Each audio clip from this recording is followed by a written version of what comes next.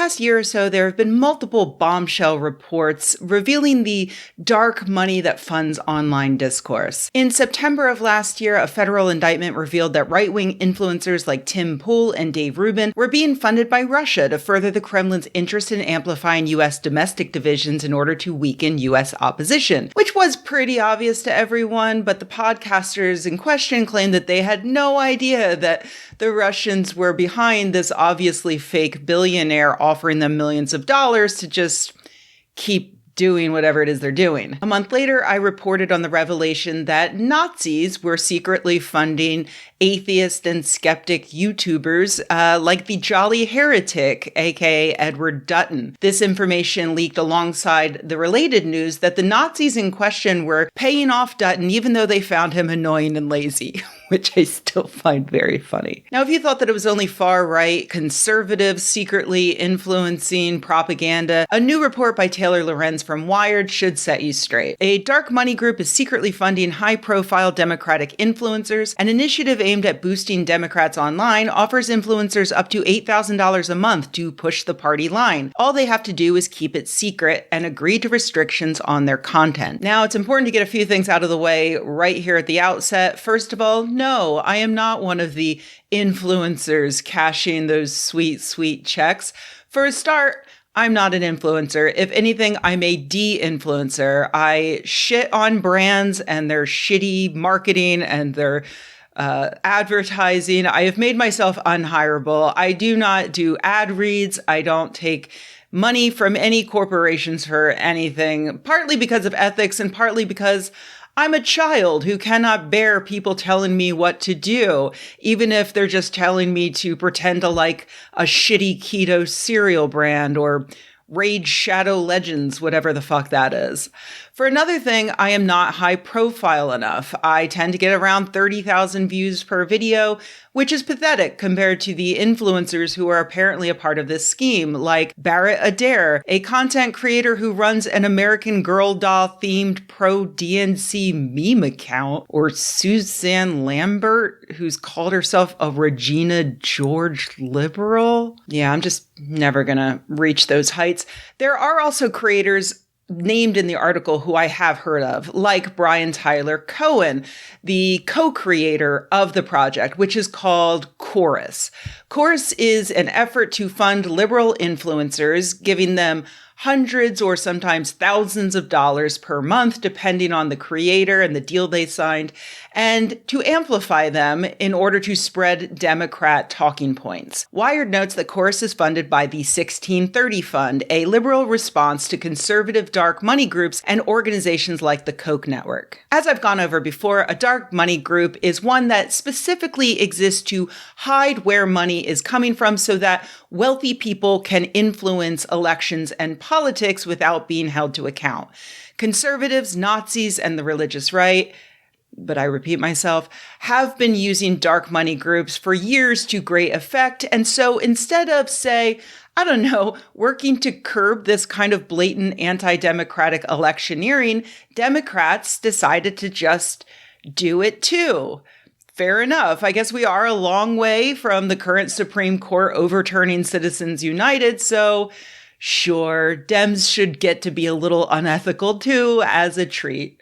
The dark money source is only part of the issue here, though. According to Wired, Chorus's contract stipulated that creators would be kicked out and essentially cut off financially if they even so much as acknowledged that they were part of the program. The influencers are not allowed to disclose their relationship with Chorus or the 1630 Fund, or functionally that they're being paid at all. Additionally, creators in the program must funnel all bookings with lawmakers and political leaders through Chorus. Creators also have to loop Chorus in on any independently organized engagement with government officials or political leaders. Creators in the program are not allowed to use any funds or resources that they receive as part of the program to make content that supports or opposes any political candidate or campaign without express authorization from Chorus in advance and in writing. They also forbid creators from disclosing the identity of any funder and give Chorus the ability to force creators to remove or correct content based solely on the organization's discretion if that content was made at a Chorus organized event. Wired also describes describes a clause in the contract that says creators in the program cannot criticize anyone else affiliated with Chorus. Got a problem with something Brian Tyler Cohen says or does not say? Maybe about a thing that rhymes with Israeli blenocide? Too bad, shut your mouth. So to recap, the criticisms are thus. No one knows who is funding Chorus. Creators cannot disclose that Chorus is funding them. Chorus handles all creators' bookings with politicians. Creators must get permission from Chorus before criticizing or supporting any campaign or politician. Chorus retains the right to remove any content made at one of their events, and creators can't criticize one another at all. I didn't want to make a video about this until I saw how Chorus and their creators responded. And, because nobody responded to Wired's request for comments before publication, which traditionally they do for, at least several days, if not a week or two, to give them time to respond because of, potential legal problems. But I didn't have to wait long after the article's publication. First, Chorus almost immediately had a lawyer reach out to Wired to offer the context that they refused to provide prior to publication, like showing a slide from some nebulous presentation that offers several talking points if a member of the cohort wanted to discuss Chorus publicly, which I guess means that technically, some creators might be able to talk about the existence of Chorus in the particular terms laid out by Chorus. Okay. The lawyer also says that creators are free to work with other groups or take on other partnerships outside the Chorus program and say whatever they want as part of that work or on their own, which I personally find pretty confusing because nowhere in the article does it say that creators aren't allowed to work with other groups. So great. Okay. Brian Tyler Cohen then had this to say to his 600,000 Twitter followers, though not to his 5 million YouTube subscribers as of the recording of this video. Make of that what you will. At the risk of giving an internet troll more attention, I want to address a piece that Taylor Lorenz wrote yesterday for Wired. Chorus does not pay creators for content, does not tell them what to say, does not control who they talk to or work with, and there is absolutely nothing in the contract that could even be reasonably interpreted to say that we do. There's the implication in the article that this is some arm of the DNC or the Democratic Party. We have literally nothing to do with the DNC. I've seen posts saying that this is AIPAC funded, which couldn't be further from the truth. I'd venture to guess that most Chorus creators, myself included on both YouTube and Substack, have spoken out against the atrocities in Gaza. Lorenz says that the 1630 Fund is, quote, a powerful liberal dark money group. 1630 Fund is our fiscal sponsor. One of the largest documented donors to 1630 Fund is the same person funding Meteor's Reporters in Residence program, which Taylor Lorenz herself is a part of. And guess what her monthly stipend is? $8,000 per month. There are people like Taylor Lorenz who are desperate to tear the left apart, and in fact, it becomes clear who her efforts help when you hear stuff like this. Genuinely, I kind of like Taylor Lorenz because I know that she actually believes what she says. Totally Do you get what I'm saying? So yeah, I generally don't align myself with friends of Tucker Carlson and Candace Owens. So a few issues with this. First of all, there are a lot of ad hominem attacks against Taylor Lorenz, opening the video by calling her a troll, and also saying that she accepts money in exchange for her own reporting. And also Candace Owens once said she likes her.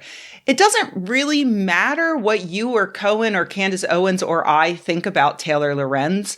Personally, I follow her on social media because she does some good reporting, but I also think she does have some laughably terrible takes. It doesn't matter. And it doesn't matter if she's also getting paid. It doesn't even matter if she was doing what the piece accuses Chorus and their creators of doing, which is taking dark money and failing to disclose it, which there's no evidence of her doing, by the way, at all. What matters is that Wired, with all of their lawyers, verified her reporting that Chorus is funded by dark money. They prohibited creators from disclosing the funding. They forbid creators from criticizing one another. There's also the contractual obligation for creators to run everything past Chorus, but Here's the thing. These creators were most likely chosen, in my opinion, because their existing views already aligned with Chorus's. When Russian agents threw shit tons of money at Dave Rubin and Tim Pool, they didn't put any conditions on what they could not discuss. Rubin and Pool were already doing the propaganda Russia wanted, so they just gave them money to amplify that propaganda.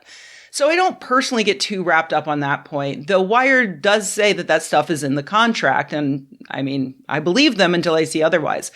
The other revelations, though, are blatantly unethical, and Brian Tyler Cohen meaningfully addresses exactly none of them. Instead, he debunks things that are not said in the article to try to make the average viewer think he's debunking the article, like insisting that Chorus is not a shill for the DNC, which Lorenz never says. He also claims without evidence that Chorus does not control what they say and does not control who they work with, and there's nothing in the contract that could even be reasonably interpreted to say that they do, which is a really strong statement, and it's odd that he didn't give that to Wired prior to publication, but okay, maybe he was on vacation or something. So where's his evidence? Wired and all of their lawyers say that they have a contract in their hands, several contracts, in fact, that does say that. Why doesn't Brian Tyler Cohen just post the contract and put all this to rest? Instead, he simply insists that Chorus is just a good-hearted scholarship account to teach creators. It's an incubator program to build the pro-democracy ecosystem. We pay people to show up to workshops and technical trainings to optimize their content online. For example, we've got trainings on how to package content for YouTube, trainings on how to optimize audience retention for Instagram and TikTok, trainings on how to form an LLC. That is the point of the program, to teach creators how to be effective with whatever messages they want to promote. The monthly stipend that we offer is so that creators can do this work full-time. We've had numerous creators in the cohort quit their jobs so that they can focus on creating content full-time. That is what we want. I'm really proud that we can give creators that security for as long as they're in the program. We want people to create pro-democracy content full-time, and we want to make sure that they can afford to pay their rent and their bills while doing it. And that's funny because some of those creators don't seem to really need that much teaching. Like, for instance, David Pakman. David Pakman has been hosting a political show in one form or another for 20 years. His YouTube channel currently has 3.3 million subscribers, and it looks like he posts about a dozen videos a day. Extrapolating from my own channel with a mere 220,000 subscribers and 8 videos a month, from YouTube ads alone, the guy is a millionaire. He also has a membership program starting at $7 a month, or I guess maybe $5.83 a month, and he does ad reads for Ground News, Magic Spoon, AG1, and more. Why exactly would a guy like this need an incubator program to pay him an extra $8,000 a month to learn how to launch his own show? But regardless, Pakman must really, really need that money because he posted a video in response to the Wired story that's actually, it did change my mind about this whole story. Well, I hate to start a show like this, but I do have to talk today about a defamation lawsuit. After Wired published a piece last week that made a number of untrue allegations and implications about me and other creators. That's right. Pakman has come out as a libel bully. Now, he isn't actually suing yet. He's just letting Taylor Lorenz know that he might. He's letting every other critic and potential critic who might speak up know that he, a millionaire, can afford to bankrupt you if he wants. And so maybe you should consider that before you make a video about this whole thing and then post it to your measly 220,000 subscribers. He threatens to sue entirely over things that are not said in the article, which I guess is why he doesn't ever mention who he was thinking of suing. Some people who have trusted me for years have now canceled their memberships on my website because they wrongly believe the DNC tells me what to say, or that Chorus makes me get permission before I cover a topic, or that my opinions 2 years ago were shaped by Chorus despite Chorus being spun up like 2 months ago. These are there are people who will not be satisfied unless I file and win a defamation suit, and otherwise they have just said, this must be true, and haven't even come and asked me about it. Pakman says that people just won't be satisfied until he files and wins a defamation lawsuit. But there are a few steps he seems to be missing. The first that I can think of would be addressing what the Wired article actually says, which again was that Chorus is funded by dark money, that they prohibited creators from disclosing the funding, and that they forbid creators from criticizing one another. The second step would be to publish his contract, which would surely clear this all up. No lawyers necessary. But no, he doesn't even seem to consider that as an option. He admits that his problem isn't with the Wired article so much as with the unnamed others who embellished upon it. And he says a very interesting thing at around the 4-minute mark. Let me just play it for you. Now, maybe the worst part of this is that other creators, some, although most now are kind of like, there's no story here, but some creators in the first 48 hours took the Wired story and expanded it with even more outrageous claims, suggesting that it's APAC or IPAC. I don't even know how it's pronounced. IPAC, that is funding this show or other creators. Of course, not true. So yeah, here's the thing. APAC was not mentioned in the Wired article, but his fans have for years been wondering if Pakman is taking APAC money. APAC, of course, is the American Israel Public Affairs Committee. They represent the interests of Israel in the United States, and they are one of the most influential lobbying groups in the United States. And they are one of the major reasons why the United States continues to fund Israel's genocide against Palestinians.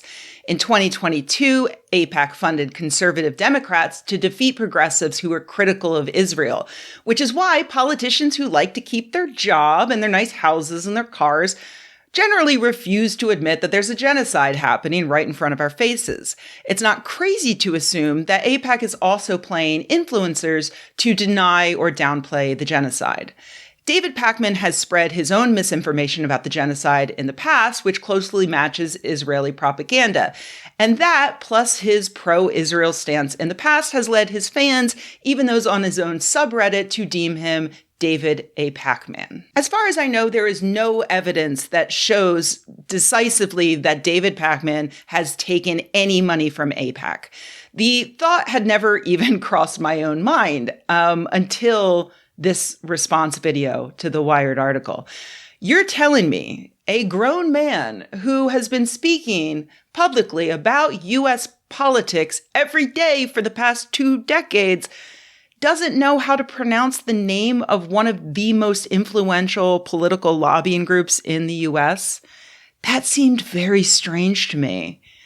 And so I did a little searching. I scoured his shitter posts and his subreddit until I found people calling him out for a video he posted in February of 2019. It only took me about 10 minutes. In the video, he calls out Representative Ilhan Omar for pointing out that Israel's top lobbying group gives vast amounts of money to politicians in order to further Israel's interests. Let's watch some of it. In her second tweet, she quotes someone named Batia Ungar Sargon, I don't know who that is, who said, "Would love to know who Ilhan Omar thinks is paying American politicians to be pro-Israel, though I think I can guess. Bad form, Congresswoman, that's the second anti-Semitic trope you've tweeted." And Ilhan Omar quoted that tweet and said, AIPAC, AIPAC, AIPAC.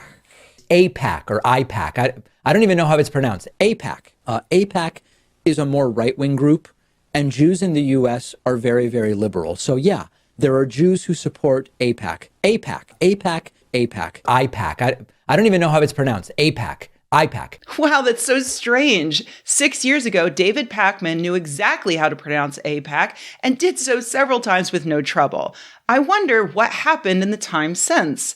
How could he forget something so simple and also so ubiquitous in the last 2 years? Unless Unless he's just pretending to not know how to pronounce it to make it look like he's not even in the same universe as AIPAC. I only say that because, one time my mom found a joint in my coat pocket and asked me about it. And I said, Mary Jo, what? What? Yeah, it didn't work then either. Prior to the Wired article, I had a bit of respect for Pakman as a moderate liberal who would occasionally score points in debates with Republicans. After the Wired article, I was a little disappointed that he would feel the need to stoop to accepting dark money without disclosing it to his viewers. After his response to the Wired article, I think he's a giant piece of shit who sits alongside other libel bullies like Uri Geller and Ethan Klein. And to be honest, I now do suspect that he is accepting money from AIPAC, not because he needs the money, but because he's already spreading their talking points, so he may as well cash a check alongside it, right? To be clear, this is entirely my own opinion. I have no evidence to support it, other than this incredibly suspicious video where David Pakman suddenly forgets how to pronounce AIPAC. It's important to remember that it's not corporate money that makes people biased. It's everything. It's life. I don't take any corporate money, and I'm incredibly biased, just like everyone else. I have my own perspective, and that informs the way I see the world and how I communicate things to you. That's why I think the common YouTuber sponsor ground news is stupid. It insists that you need to be able to tell whether a news source is conservative or liberal, and that'll help you combat the bias. But it's not always that easy to just say liberal or conservative. All of our media runs on money, and where that money comes from indicates and influences the resulting bias. Whether that's the Washington Post being bought by Jeff Bezos and suddenly changing the opinion page to focus on personal liberties and free markets, or CBS firing Stephen Colbert after he criticized their parent company settling a lawsuit with Donald Trump. Those aren't generally considered conservative news sources, but there's an important bias there that you would benefit from knowing about. Being able to follow the money increases our ability to understand how a particular newspaper, cable channel, or even social media influencer might be biased so that we can work that into our bullshit detection algorithm. That's why it's a huge red flag when anyone on the right or the left or somewhere else entirely purposely hides where their money is coming from or where it is going. Now, please stay tuned to see an adorable video of my dog, followed by some of my top supporters on Patreon. Patreon? Patreon? Jeez, I don't even know. Hey everybody, thanks for tuning in, and extra thanks for doing the things that tell the algorithm to show this video to more people, like subscribing or commenting or liking it. And huge thanks to all of my patrons at patreon.com/Rebecca, and especially to September's producer tier: Adam Grant, Alex Forkosh, Carrie and Calvin Black, Cordwainer Jones, Eric Brodeur, Eric Sawinda, Goldie, Johnny Wallflower, Kai Matthews, Keith Bostick, Christina Foss, Luke Swanson, Rick Klein, River Champemont, and of course, our Michaels: Michael Cassidy, Michael Sadell, Mike, and Mike Quinton.